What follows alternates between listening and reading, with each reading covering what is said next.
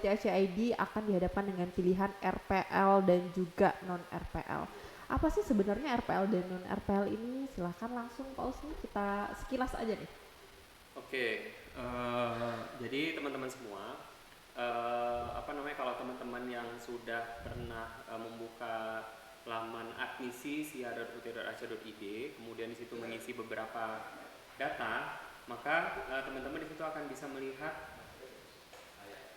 akan bisa melihat apa namanya ada pilihan RPL maupun non RPL. Nah, sekarang hari ini kita akan bahas apa sih RPL itu. Nah, RPL itu adalah apa namanya jalur untuk calon mahasiswa yang sudah pernah kuliah di universitas selain UT sebelumnya, ataupun sudah pernah kuliah di UT kemudian dia akan masuk lagi ke UT gitu. Jadi kalau untuk mahasiswa yang dia sudah lulus D1, D2, D3 maupun sarjana kemudian ingin mengambil lagi program sarjana atau S1 di UT, nah itu pilih RPL. RPL itu singkatan dari rekognisi pembelajaran lampau gitu, atau istilah apa namanya istilah familiar, yang lebih familiar mungkin ya, yang lebih dikenal oleh teman-teman itu istilahnya adalah alih kredit gitu. Jadi kenapa alih kredit? Karena teman-teman sudah pernah kuliah di kampus sebelumnya, yaitu jenjang diploma maupun sarjana, sehingga mengambil kuliah di UT itu tidak perlu lagi apa namanya SKS full yang diambil 144, tetapi ada pengurangan SKS atau mata kuliah. Seperti itu kira-kira Kak Tiara. Oke sip, nah cukup jelas ya teman-teman. Jadi kalau misalnya waktu mendaftar nih RPL atau non RPL, RPL itu untuk kalian yang dari kampus sebelumnya, untuk masa pindahan ya Pak Usni ya. Pindahan bisa, kemudian D3 ke S1 D3. atau ekstensi, dan juga apalagi udah selesai S1 mungkin mau ngambil S1 dengan S1. program studi yang berbeda, nah silakan klik RPL. Sedangkan non RPL adalah untuk yang tamatan SLTA begitu. Nah, kemudian ada juga nih yang nanya, ribet nggak sih sebenarnya? Kenapa? Oh, sorry. Di awal tuh pasti beda ya pembayaran RPL Oh dan non iya, RPL. Non RPL 100.000. Nah, semester lalu juga masih 100.000 ya yang masih 100 RPL. ribu. Oke, baru semester ini ada penambahan biaya untuk RPL-nya. Sebanyak berapa Pak Usni? 300 ribu khusus 300.000 untuk apa namanya proses RPL. Jadi proses RPL. admisi 100 ribu ditambah 300 ribu untuk RPL. Jadi total pendaftaran awal untuk calon mahasiswa RPL itu adalah 400 ribu. 400.000. Iya. Dan di awal itu tidak ada ini ya, kalau kampus-kampus negeri lain mungkin ya, daftar nih, udah lulus nih, ada biaya pembangunan, biaya ini itu. Oh iya, Kalau kalau kita, kalau kita nggak ada. Jadi cuman yes, itu aja, nggak ada apa namanya, nggak ada embel-embel yang lain, nggak ada biaya apa namanya, nggak ada biaya SKS gitu ya. yes. Pure murni ya, Heeh. satu-satunya kampus negeri yang biaya paling murah banget. Gitu. Oke, apalagi nih, kita langsung jawab pertanyaan atau kita mau jelasin dulu dari awal sampai ending? Mungkin kayaknya mungkin penjelasan tentang RPL dulu lah ya. Oke, sip. Maksudnya Kita korek-korek dulu berkasnya, kali ya. iya. Oke. Nah, jadi teman-teman, apa namanya RPL yang saat ini sedang dibuka itu berbeda peraturannya dengan semester sebelumnya, teman-teman. Iya.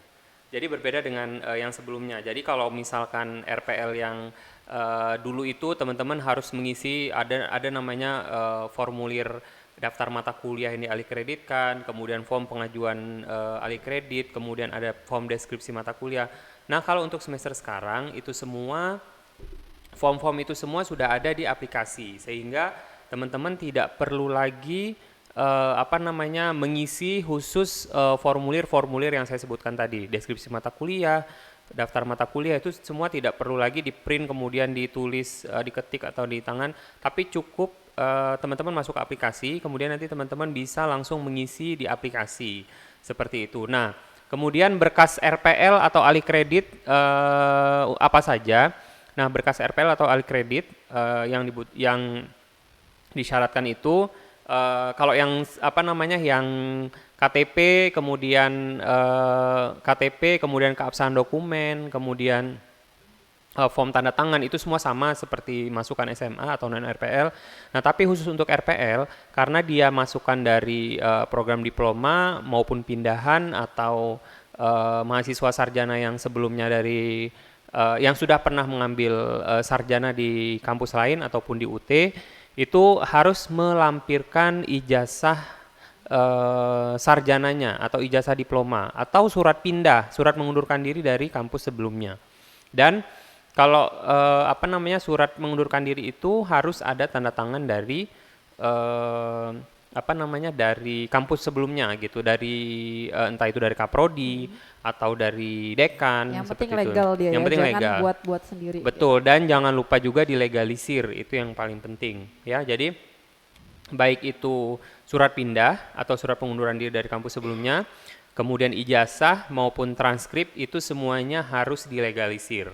Nah, kemudian ada juga yang paling yang paling krusial juga khusus untuk program RPL ini adalah screenshot di PD Dikti gitu ya. Screenshot di PD Dikti tentang status atau riwayat teman-teman. Apakah statusnya sudah lulus gitu ya atau mengundurkan diri gitu ya. Jadi di situ atau pindah seperti itu. Status kemahasiswaan. Status kemahasiswaan yang ada di PD Dikti. Nah, itu kalau yang dia sudah meluluskan program diploma itu harus statusnya lulus di PD Dikti gitu. Kalau misalkan yang dia itu pindahan. Nah, biasanya kan kalau yang pindahan ini statusnya masih belum pindah. Nah, maka dia harus mengurus surat keterangan ke kampus sebelumnya bahwasanya PD Dikti sedang dalam proses pengurusan oleh kampus dia sebelumnya, seperti itu. Itu yang membedakan berkas-berkas antara non RPL atau non alih kredit dan alih kredit. Alih kredit, oke. Gitu. Nah, misal nih kemarin ada juga yang sempat nanya gitu, dia udah selesai D3, tapi kebetulan kampusnya udah tutup. Jadi gimana nih cara dia ngelegalisir berkasnya? Oke, kalau untuk teman-teman yang dari yang sudah lulus D3 maupun kadang memang ada juga kampus yang tutup ya.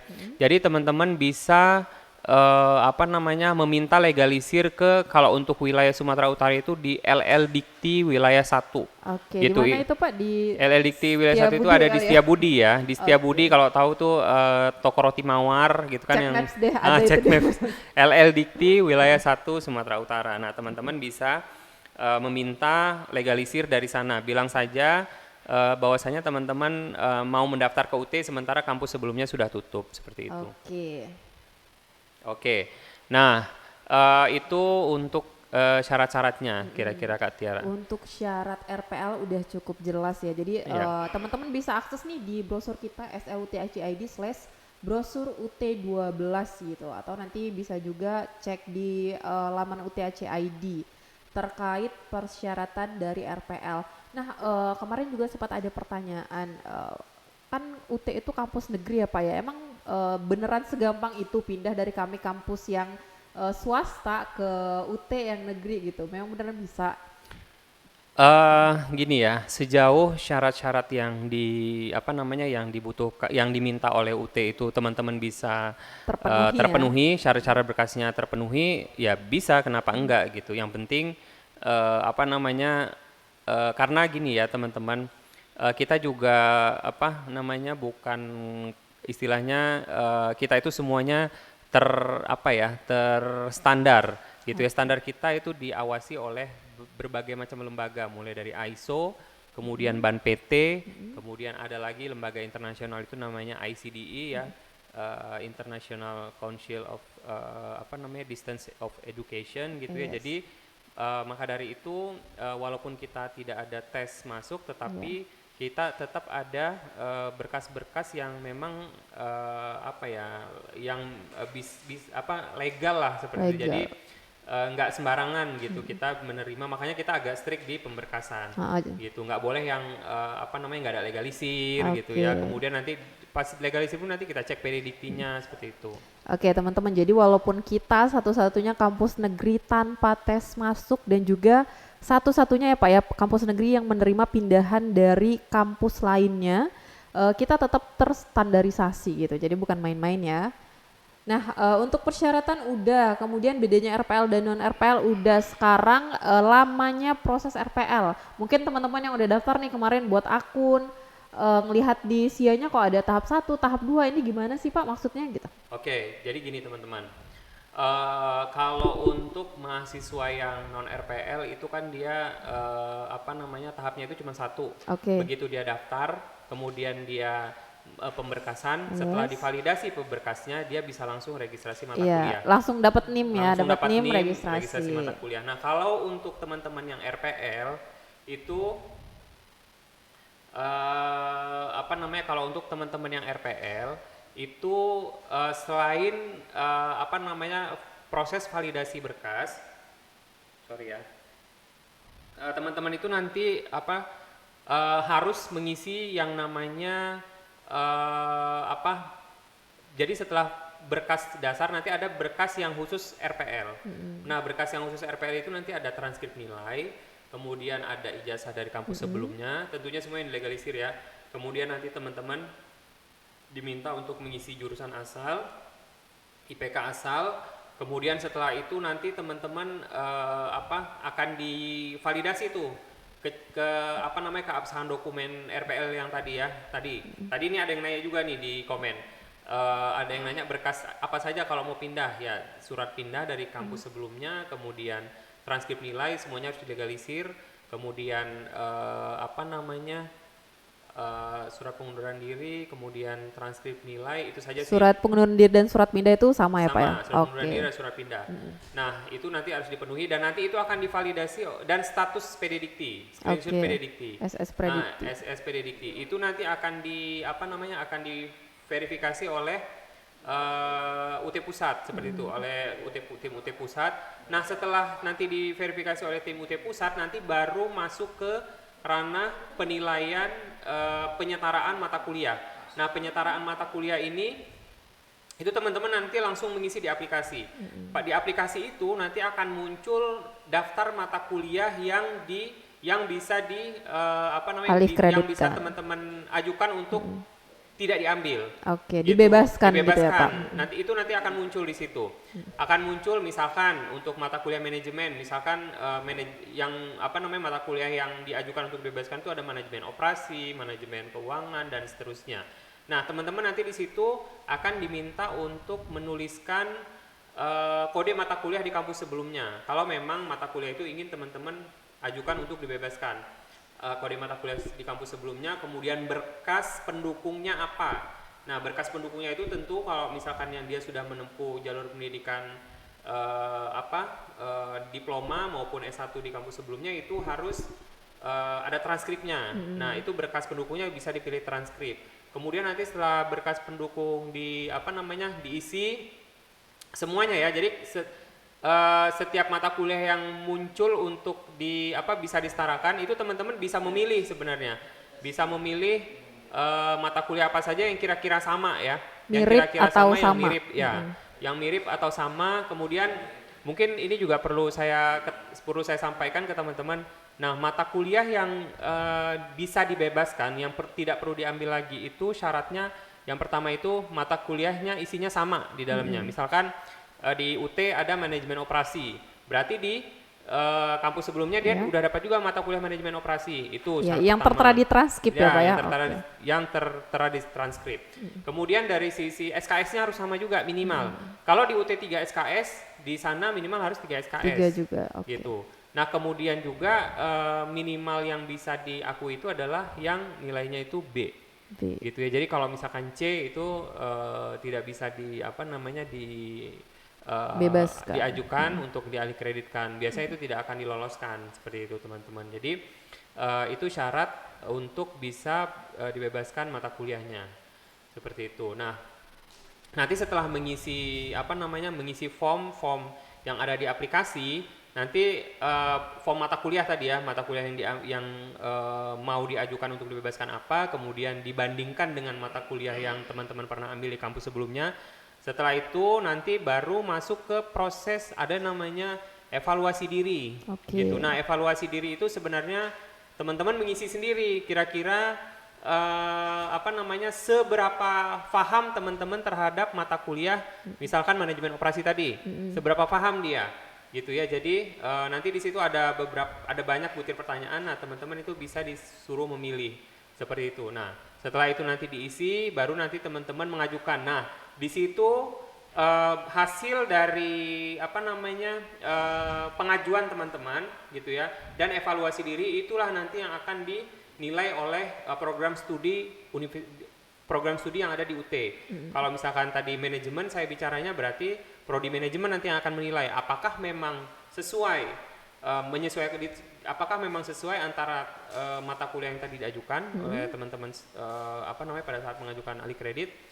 Kemudian nanti dilihat juga capaian kompetensinya, apakah memang teman-teman dilihat juga di situ. Kalau misalkan nilainya A, berarti semuanya memang tercapai, semuanya memang baik sekali gitu ya, dan mungkin itu akan dibebaskan. Seperti itu. Jadi kurang lebih prosesnya lamanya itu ini mohon maaf juga, kemarin kita memang sedang ada proses sinkronisasi aplikasi ya, antara kebijakan dengan aplikasi, sehingga mungkin teman-teman yang sudah daftar dari bulan Juni kemarin masih belum tervalidasi data RPL-nya. Insya Allah sih sekarang aplikasinya sudah running well, sudah oke gitu ya, sehingga mungkin dalam waktu dekat, dalam waktu minggu ini mudah-mudahan berkas-berkas teman-teman yang sudah masuk dan sudah teman submit di aplikasi RPL itu bisa segera divalidasi oleh Universitas Terbuka Pusat gitu. Jadi prosesnya itu ada di UT Pusat gitu teman-teman. Iya, jadi untuk pembebasan mata kuliahnya sendiri itu tergantung dari jurusannya masing-masing ya Pak ya? Relevan tidaknya jurusan sebelumnya dengan yang sekarang itu berpengaruh. Yes. Jadi misalkan nih kadang-kadang gini ya, banyak juga kasusnya begini. Pak, saya D3-nya manajemen informatika atau teknik informatika, terus saya S1 di UT-nya milih manajemen. Gitu ya. Udah lintas jurusan nih. Udah lintas jurusan, maksudnya oke, ada manajemen, tapi kan informatika itu lebih banyak ngebahas tentang komputer gitu. Iya, ya. programming. Sementara kalau manajemen itu kan bahasanya tuh tentang lebih ke manajerial. Yes, gitu ya manajemen gitu. Jadi agak jauh gitu. Kan saya ini kok banyak banget yang belum dibebaskan gitu ya. Iyalah, orang memang masih jauh ininya, maksudnya korelasi pelajarannya. Pelajarannya tuh beda gitu. Nah, tapi kalau misalkan yang tadinya D3 pemasaran, terus larilah dia ke S1 manajemen. Nah, kalau itu mungkin akan banyak mata kuliah yang bisa dibebaskan. Jadi yang perlu teman-teman pahami terkait dengan RPL ini adalah seberapa relevan jurusan teman-teman sebelumnya dengan jurusan yang ada yang dituju di UT gitu ya. Jadi kalau misalkan tidak relevan itu jangan jangan kaget kalau ntar yang dibebasin kok cuma sedikit nih gitu. Kadang-kadang soalnya banyak juga yang dari D3 teknik misalkan, nanti dia ngambil S1-nya hukum gitu kan. Nah, itu kan jauh banget gitu. Sementara harapan dia dibebaskan bisa banyak gitu. Nah, itu kita nggak bisa juga. Kemudian ada juga nih untuk yang pindahan. Kadang-kadang yang pindahan itu kan dia kebanyakan yang pindahan itu udah di semester 7, udah di semester 8. Iya, udah di akhir-akhir tinggal udah di gitu ya. Tapi dia berharap pada saat di UT masuknya langsung semester 8. Iya, langsung nyusun nih gitu. Nggak bisa gitu. Jadi istilahnya kita itu nggak bisa juga langsung menempatkan mahasiswa itu ada di semester 8. Balik lagi ke tadi, ada standarisasi ada tertentu gitu. Ada prosesnya gitu teman-teman. Jadi nggak bisa yang pindahan itu. Kak, saya kan di kampus sebelumnya udah semester 7. Udah akhir nih. Semester 8 gitu kan. Kan harusnya tinggal skripsi gitu. Gila deh.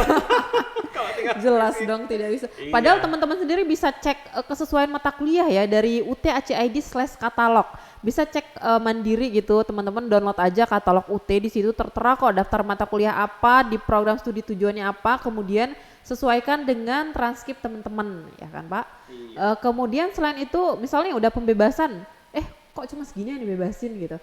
Teman-teman bisa ini nih ajuin pertanyaan langsung ke fakultasnya melalui Halo UT.ac.id. Silahkan ajukan pertanyaan ke situ, ditujukan ke fakultas masing-masing. Mereka akan memberikan rincian ya Pak ya, rincian detail kira-kira mata kuliah yang sesuai itu memang apa-apa aja, yang tidak sesuai itu bagaimana gitu. Oke. Oke, ada lagi. Oke, Nah, kemarin ada nih pertanyaan tadi kan persyaratannya ada PD Dikti atau screenshot penyelenggara nih, surat dari penyelenggara. Jadi kalau misalnya kadang kan ada nih data-data yang kurang sinkron dengan PD Dikti, ada yang bahkan datanya nggak ada di PD Dikti, itu gimana itu? Apa yang harus dilampirkan? biasanya memang untuk lulusan-lulusan yang tahun 2000 ke Tahun bawah, lama, oke. 2000 ke Anak bawah, apa nih? Anak zaman boom boomer. old millennial. Oke, old millennial. Heeh. Yang old millennial itu biasanya kan datanya belum ada di Dikti. Yes. Nah, kalau belum ada datanya di Dikti, silahkan minta surat keterangan ke kampusnya yang menerangkan bahwasanya betul mahasiswa tersebut memang mahasiswa Universitas A, kemudian telah Program studi program apa? studi apa dan telah menyelesaikan studinya selama 8 semester misalkan atau dari tahun sekian sampai tahun sekian di Universitas A seperti itu. Jadi minta surat keterangan dan jangan lupa ya tetap dilegalisir. Yes, itu membuktikan bahwasannya sah ya Iya, dokumennya. betul. Oke, nah kemudian untuk mahasiswa yang sudah mengajukan RPL, kemudian sudah upload, sudah mengentry seluruh persyaratan, dari mana nih mereka tahu proses RPL-nya sudah selesai, sudah validasi atau belum gitu? Baik, teman-teman, untuk hasil dari RPL sendiri itu kita semua ada di aplikasi SIA. Jadi di menu laporan, kemudian nanti ada di situ RPL, kelulusan ya, di Yes, menu kelulusan, menu kemudian nanti di situ ada RPL. Nah, nanti hasil RPL. Nah, nanti mata kuliah yang dibebaskan itu akan muncul di situ. Mata kuliah apa saja yang teman-teman ajukan dan disetujui oleh program studi itu yang tidak perlu diambil lagi di UT ya, itu nanti akan tercantum di laporan RPL, teman-teman. Jadi, nah ini juga yang perlu saya sampaikan bahwa teman-teman aplikasi sia.ut.ac.id punya teman-teman akun SIA itu semacam remote Yes. control teman-teman pada saat teman-teman kuliah di UT gitu. Jadi segala hal terkait dengan informasi informasi apapun ya terkait dengan progres studi teman-teman di UT, kemudian terkait dengan jadwal ujian, cetak kartu ujian, KTM, kemudian data-data yang nanti akan digunakan untuk ijazah itu semuanya ada di aplikasi MyUT sekarang ya namanya Yes, ya, My aplikasi UT. MyUT. Jadi tolong teman-teman jangan lupa tuh kadang-kadang bukan kadang-kadang banyak banget mahasiswa banget. yang Pak saya lupa apa masuk ke MyUT-nya, Pak saya nggak bisa login ke MyUT-nya. Nah perlu teman-teman ini juga bahwasanya banyak sekali video tutorial di YouTube yang menjelaskan bagaimana cara masuk ke MyUT seperti itu. Jadi teman-teman bisa ikuti cara-cara yang ada di baik itu di platform YouTube maupun di Instagram gitu ya, di baik itu UT Pusat maupun UT Medan seperti itu teman-teman. Oke, nah mungkin teman-teman yang sudah ongoing nih berkuliah di UT atau mau berkuliah di UT harus paham dulu nih konsep pembelajaran di UT kali ya Pak ya. Pembelajaran yang mandiri dan juga jarak jauh. Jadi karena harus mandiri dan pembelajaran kita yang jarak jauh, jadi teman-teman harus benar-benar update dari aplikasi-aplikasinya UT. Termasuklah salah satunya MyUT tadi. MyUT. Kemudian untuk jadwal-jadwal teman-teman bisa cek secara mandiri juga di kalender akademiknya UT, UT.ACID/kalender akademik. Kemudian update info khusus UT Medan mungkin bisa cek Instagram UT Medan, semua akan update di situ gitu. Ada lagi nih. Oke, untuk proses validasi ini Pak. Selain cek secara mandiri di SIA UT.ACID, dari mana lagi sih teman-teman ini bisa dapat info gitu? Notice-nya dari mana? Notice-nya dari mana? Biasanya notifikasi validasi itu di email biasanya. Oke, di email. Jadi teman-teman selain bisa melihat progresnya dari akun MyUT-nya, teman-teman juga bisa biasanya kita setelah divalidasi itu akan ada notifikasi melalui email. Oke. Jadi teman-teman juga bisa update. Kalau untuk WA kadang ada juga sih. Kadang ada. Ada masuk juga notifikasi via WA. Jadi teman-teman bisa melihat dari berbagai platform, email, kemudian aplikasi MyUT-nya, kemudian UT Medan juga biasanya akan WA Blast ya untuk teman-teman yang belum melakukan pembayaran admisi misalkan, atau yang masih gagal melakukan pemberkasan. Itu biasanya nanti UT Medan akan melakukan WA Blast untuk pengingat gitu. Dan jika ada, kita juga bukan kebetulan, kita juga menyiapkan wadah bagi teman-teman yang terkendala proses registrasi. Teman-teman bisa bergabung di di grup Posko Registrasi UT Medan. Iya, linknya Gitu, sudah linknya kita sudah ada share di Instagram dan gitu ya. sudah banyak banget di grup itu yang Iya. bertanya dan yang ngejawab itu Jawab juga juga teman-teman yang banyak. lain Iya. gitu. Jadi Mungkin- kami juga nggak terlalu sibuk ya Pak ya. Mungkin gini, saya juga pengen nyapa nih, makasih banyak nih buat teman-teman yang Rajin menjawab, ada Kak rajin Afifah, membantu, iya. Ada siapa lagi? Ada Kak Dewi, Iya. kemudian ada Ada siapa banyak lagi? tuh Devi mungkin ada Devi, Devi Tika siapalah Ika, gitu. gitu ya. Ada juga yang cuman gambar smile gitu. Iya. Nggak Oh tahu iya, siapa. namanya Just Be Self. Yes, Tapi nggak bisa. tahu itu siapa. Ada emoticon smile. Tapi nggak dia tahu. sangat maksudnya sangat helpful gitu ya pada Iya. saat menjelaskan kendala-kendala Kendala. yang dihadapi oleh teman-teman gitu ya. Terutama Makasih di proses RPL ya. Iya, terutama proses RPL gitu ya. Makasih banyak, ini saya sampaikan juga nih ke teman-teman tadi ya, Kak Afifah, Kak Just Be Self itu siapa ya? Nggak tahu gue. Yang jelas kami sangat berterima Iya. kasih di grup itu sudah memberikan informasi, Betul. saling membantu ke teman-teman yang lain. Ada kendala-kendala, teman-teman semua bisa bisa saling bersaut-sautan ya kalau dilihat di situ, dan alhamdulillah juga banyak sekali teman-teman yang tadinya yang tadinya mungkin sama sekali nggak tahu aplikasi gitu ya, pada saat dengan adanya grup itu alhamdulillah bisa banyak membantu untuk yang terkendala di aplikasi maupun di pemberkasan seperti itu. Yes. Oke, kembali ke proses RPL tadi. Setelah sudah pendaftaran, kemudian persyaratannya, sudah upload berkas, kemudian teman-teman juga bisa melihat proses validasinya dari akun SIA UTHC ID. Nah, kalau sudah divalidasi ini Pak, udah keluar nih mata kuliahnya, kira-kira apa yang harus dilakukan oleh teman-teman calon mahasiswa baru ini? Baik. Nah, apabila seluruh proses validasi RPL itu sudah selesai dinilai oleh oleh program studi, teman-teman bisa melakukan registrasi mata kuliah. Nah, kalau untuk yang RPL ini, ini juga lupa nih tadi saya sampaikan. Kalau untuk teman-teman yang RPL, jangan lupa pilih layanan non-SIPAS. Yes, Ya. non-SIPAS. Di awal ya Pak ya tadi? Di awal pilih layanan non-SIPAS. Karena kenapa?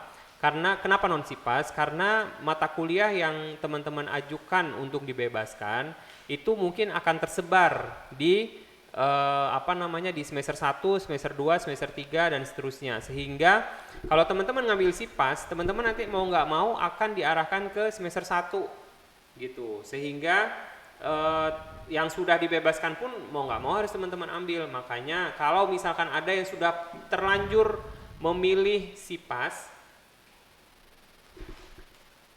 makanya untuk teman-teman yang sudah terlanjur memilih SIPAS, yang RPL ya, silahkan memilih non-SIPAS. Nah, ini khusus untuk, berbeda untuk yang PGSD dan PG PAUD.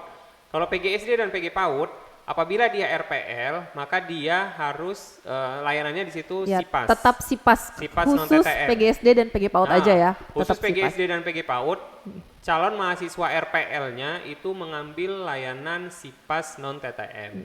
Gitu ya. Tapi untuk mahasiswa selain PGSD dan PG PAUD, itu semuanya harus mengambil layanan non-SIPAS. Gitu. Ini khusus untuk yang RPL.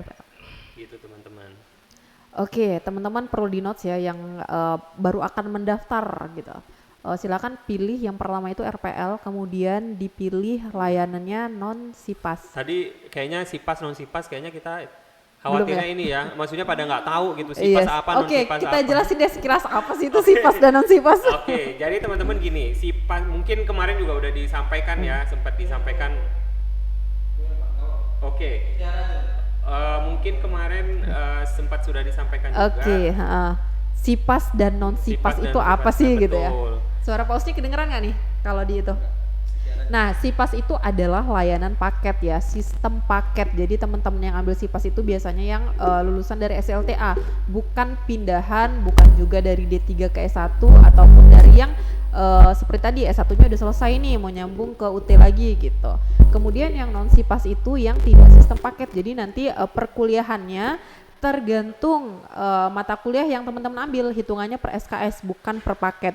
Kemudian pengambilan mata kuliahnya juga terserah teman-teman, tidak diatur oleh universitas terbuka gitu.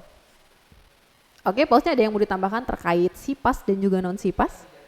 Mungkin ini kali ya, biayanya kalau yang SIPAS itu biasanya sudah paket. Yes, sudah paket biayanya. Kalau yang untuk SIPAS biasanya 1,3 ya, di Iya, luar PGSD dan FKIP. PGC dan PG Di luar PGSD dan PG PAUD. Kemudian kalau untuk biaya yang non SIPAS, hitungannya itu per SKS, tergantung mata kuliah yang teman-teman ambil. Nanti untuk biayanya teman-teman bisa cek juga dari ut.ac.id/katalog gitu. Oke, kita kembali ke RPL tadi nih Pak. Misalnya teman-teman udah selesai nih, udah selesai divalidasi, udah lulus semua, udah dapat NIM, apa yang harus dilakukan gitu? Untuk apa namanya, setelah dapat NIM, setelah selesai proses pengajuan alih kreditnya, ya teman-teman nanti melakukan registrasi mata kuliah gitu ya. Mungkin untuk registrasi mata kuliah ada sesi sendirinya ya nanti ya.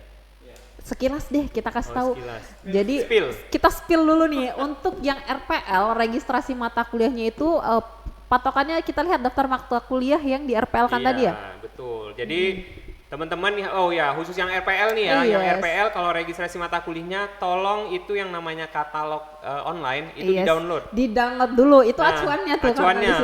Jadi mata kuliah yang nanti apa namanya yang harus teman-teman ambil itu semua ada di katalog. Iya. Gitu ya. Di luar mata kuliah yang telah dibebaskan tadi ya, di awal. Gitu. Kalau mata kuliah yang sudah dibebaskan kan nanti di situ semuanya muncul tuh mata kuliahnya. Yang RPL ya. Di katalog itu nanti muncul seluruh mata kuliah yang apa namanya yang diambil untuk program studi itu. Yes. Nah, nanti teman-teman bisa milih nih, oh yang ini sudah dibebaskan, nggak perlu diambil lagi.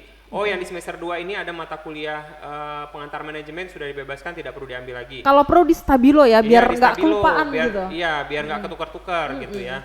Jadi tolong katalog online itu di-download teman-teman. Terutama apa namanya yang ada daftar mata kuliahnya gitu. Oke, nah teman-teman nanti setelah udah lulus, setelah dapat NIM, silakan registrasi mata kuliah di luar dari mata kuliah yang telah dibebaskan. Nah, untuk yang pertama Pak Usni, mereka bisa ambil maksimal berapa SKS sih untuk registrasi mata kuliah?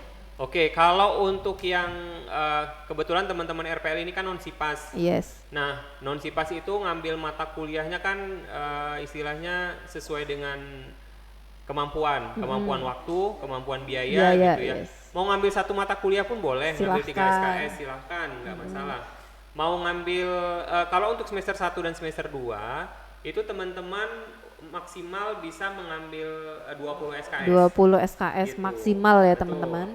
Kalau untuk semester 3 dan seterusnya, itu teman-teman bisa mengambil 24 SKS. Oke, gitu. Jadi bisa cepat selesai nih? Bisa ngebut, bisa lambat. Dengan catatan nilainya juga lulus semua ya?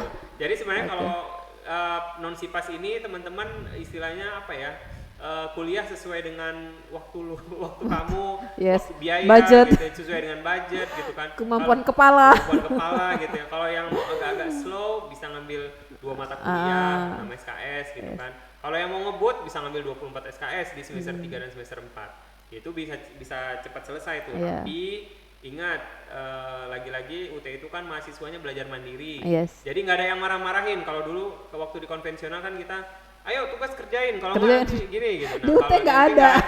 Nggak ada yang nilainya gitu, gitu ya. Barulah nggak ngumpulin nilai praktikum karena nilainya benar-benar dari nilai praktik, akhirnya juga gitu teman-teman. Jadi apa namanya, dibiasakan komitmen dengan diri sendiri gitu ya. Nanti di kegiatan orientasi mahasiswa baru nanti ada kita membuat jadwal tuh. Iya, jadwal pembelajaran. Betul, ya. Teman-teman harus komit dengan apa yang teman-teman buat di awal gitu. Pada saat teman-teman berniat kuliah di UT, itu artinya teman-teman harus mempersiapkan diri menjadi seorang pembelajar mandiri gitu. dan disiplin tentunya. Iya betul. Yes. Dan ini manajemen waktunya harus oke. Gitu. Itu harus banget. Oke, ini ada pertanyaannya. Di UT Medan tersedia skema pembelajaran. Ini kita mau Q&A seputar RPL atau seluruhnya mau kita jawab nih? Gimana? Oke. Ya, yang punya gawean harus sesuai dengan jalur ya. Jadi kita di sini ngebahas memang benar-benar hanya RPL aja. Nah, untuk tadi kan kita ngebahas yang umum nih Pak. Kalau untuk PGSD dan PG PAUD gimana nih? Oke, untuk yang RPL, PGSD dan PG PAUD ya. Baik, kalau untuk yang RPL, PGSD dan PG PAUD itu dia harus yang sudah punya ijazah, gitu ya. Yang sudah punya ijazah baik itu diploma 1, diploma 2, diploma 3 maupun sarjana. Nah, kalau yang pindahan, PGSD dan PG PAUD itu tidak bisa menerima mahasiswa pindahan. Yes, Gitu. harus dari awal Harus ya dari Pak ya. awal, harus dari apa namanya dari semester 1 Semester kalau 1 pindahan. dari awal sih. Jadi nggak bisa. Nah, apa namanya dan sama ya kalau untuk PGSD, PG PAUD itu dia yang pertama yang paling penting itu adalah memiliki surat keterangan mengajar Ya. minimal 1 1 tahun. tahun. Gitu ya. Kemudian nanti ada SK pengangkatan sebagai guru dari yayasan maupun kalau misalkan dia PNS berarti dari dinas pendidikan. Dinas pendidikan, dari yayasan atau dari kepala sekolah Dari bisa kepala nggak nih? sekolah, iya. Oke.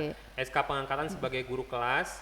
Nah, sebagai guru kelas ya kalau PGSD dan PG PAUD jangan sebagai guru mata pelajaran. Iya, ataupun Gitu. sebagai Kadang ada yang adminnya, sebagai- tata iya, usaha. Kadang Yes. tata usaha ada juga tuh.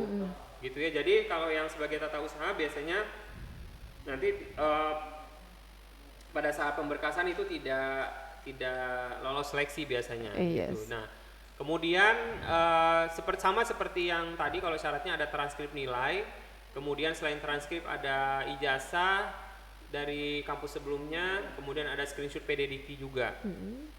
Gitu, itu syarat untuk masuknya. Nah, khusus untuk RPL, PGSD dan PG PAUD itu pilihan layanan Pembelajarannya pembelajarannya itu adalah SIPAS non TTM. dan emang cuma satu kayaknya pilihannya. Emang cuma satu. Yes. SIPAS non TTM. Jadi sistem paket tanpa tutorial tatap muka. Yes, Gitu online ya. teman-teman. Jadi sistem paket tanpa tutorial tatap muka atau SIPAS non TTM. Itu untuk layanan PGSD dan PG PAUD seperti itu. Nah, kalau untuk prosesnya sendiri bagaimana? Prosesnya sendiri sama seperti RPL yang lain gitu ya. Jadi nanti ada apa namanya pemberkasan RPL yaitu tadi transkrip, screenshot PD Dikti, ijazah dari kampus sebelumnya. Kemudian nanti teman-teman di situ diminta untuk mengisi mata kuliah yang akan dibebaskan gitu ya, disamakan dengan apa namanya yang teman-teman sebelumnya sudah tempuh gitu ya. Kemudian nanti ada mengisi form evaluasi diri. Nah, setelah mengisi form evaluasi diri, nanti teman-teman bisa nanti tinggal menunggu hasil validasi dari program studi gitu ya untuk hasil penilaiannya. Apakah teman-teman dibebaskan karena sistem paket ya kalau PGSD dan PG PAUD sehingga pembebasan mata kuliahnya itu langsung diblok. Yes. Apakah dia itu dibebaskan 3 semester, apakah dibebaskan 4 semester maupun dibebaskan 5 semester. Itu semua tergantung dari relevan tidaknya program studi teman-teman sebelumnya dengan yang PGSD maupun PG PAUD maupun lama mengajarnya. Nah, itu juga berpengaruh terhadap jumlah pembebasan. Lama masa mengajar itu berpengaruh terhadap jumlah pembebasan. Kalau yang sudah di atas 6 tahun biasanya lumayan banyak juga tuh bisa dibebaskan gitu ya. Apalagi kalau jurusannya relevan dengan PGSD yang ada di UT gitu. Oke, nah jadi bedanya PGSD dan PG PAUD teman-teman ada di persyaratan dan juga layanannya. Untuk PGSD PG PAUD itu silakan ambil layanan SIPAS non TTM. Iya, layanan paket ya. Iya. Paket mungkin yang sekarang mau daftar nih dari S1 ke PGSD PG PAUD agak terkejut ya karena mungkin tanya-tanya tahun lalu cuma 3 semester, tahun sekarang udah beda nih gitu. Beda, ya itu tadi. Karena memang aturan kita menyesuaikan dengan peraturan Dikti gitu ya. Yes. Jadi karena dari Dikti ada aturan baru yang harus diterapkan di universitas yang menyelenggarakan RPL sehingga kita mengikuti aturan yang ada di Dikti.